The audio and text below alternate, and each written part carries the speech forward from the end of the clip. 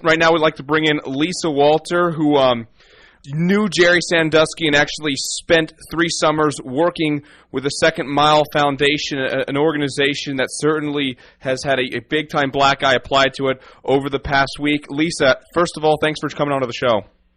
You're welcome. Thank you for having me.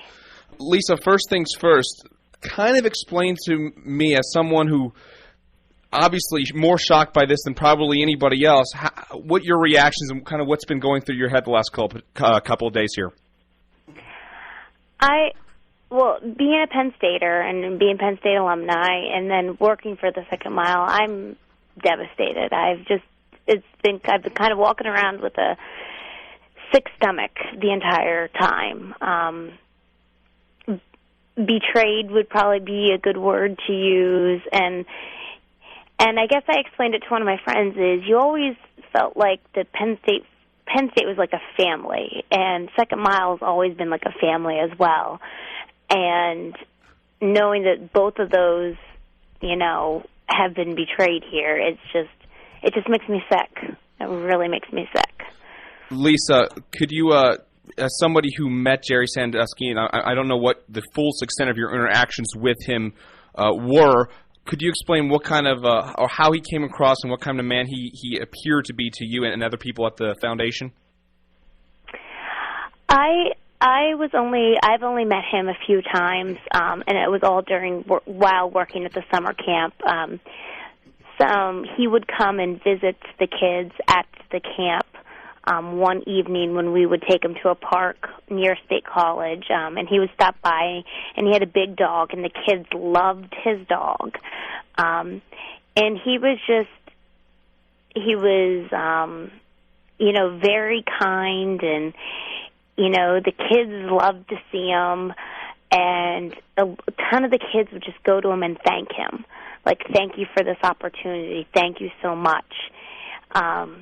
Because the kids saw him as him providing this for them, and he was just the kids were very thankful for it, and not that many of them would know how big he was on the football end of things, but they knew that Jerry Sandusky and the Second Mile, they kind of went hand in hand, so they thanked him all the time for what they were given through the Second Mile. The kids, and I know that his interactions with the counselors as well, he's very friendly, very kind, nothing out of the ordinary, exactly what you would expect it to be.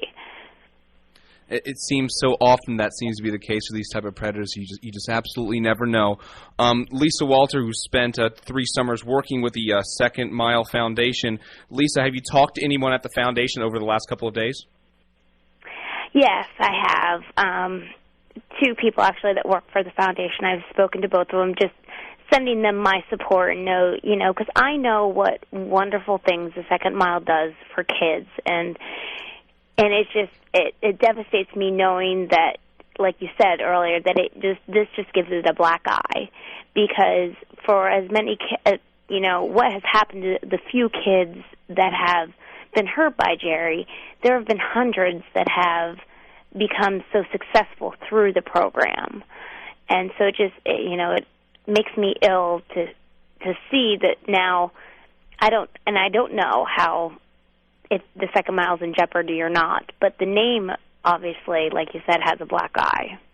Lisa, Todd Bartley, have you had an opportunity to read the 23-page pronouncement? No, and I don't know. I can't bring myself to do it right now. Now, having said that, I'm asking it this way. We've heard a lot on our airwaves over the last several days after that pronouncement comes out from a lot of dads, a lot of male figures. As a mom, and I know you've just said you haven't read it, what you've heard about what's in that document, as a mom, how does that make you feel? It's just so upsetting. And I know a lot of the kids that, the foundation is based on kids that are at risk. So you're talking about kids that are either coming from poverty, maybe it's a single mother. So the fact that they're already at risk, and then that is, I don't want to use the word prey, but that's who is preyed upon, it just makes me sick. It boggles my mind, and as a mother, I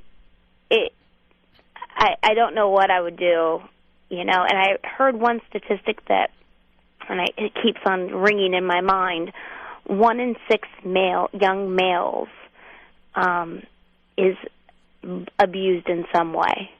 And that number is astounding to me.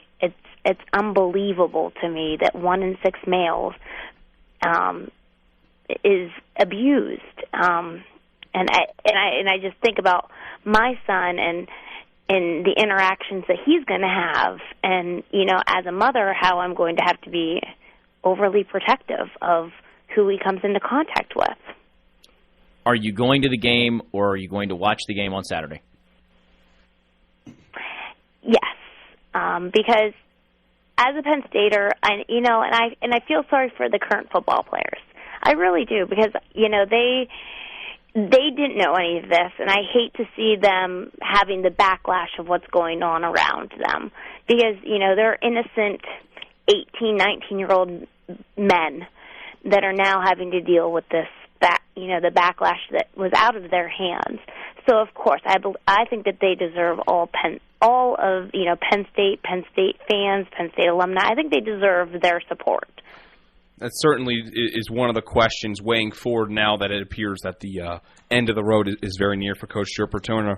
One of the things that Tim Curley has claimed in his defense, obviously the athletic director who is now charged with perjury and failure to report a sexual crime here, he reported that he had contacted the Second Mile when the allegations were put at his desk. Based on all kind of logic, it would have seemed that is a lie. Were you aware of what Curley had said, and what's your reaction to that?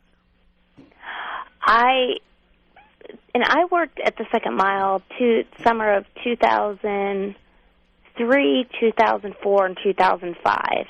And as an employee, as a counselor, I was never made aware of any of that. And the people that I know at the Second Mile, if they knew that, I think that they would do, because they have kids in mind, kids are first. And I would think that they would do everything in their power to protect kids. And that's kind of what the Second Mile is all about, building character, building self-esteem in kids that are lacking it, and giving them the opportunity to become stronger individuals and make friends and give them those social interactions and building relationships. And that's what the Second Mile is all about. So if they knew that this was going on, in my heart of hearts, I believe that they wouldn't allow Jerry to be around. Lisa Walter, once again, thanks so much for coming on. Thank you.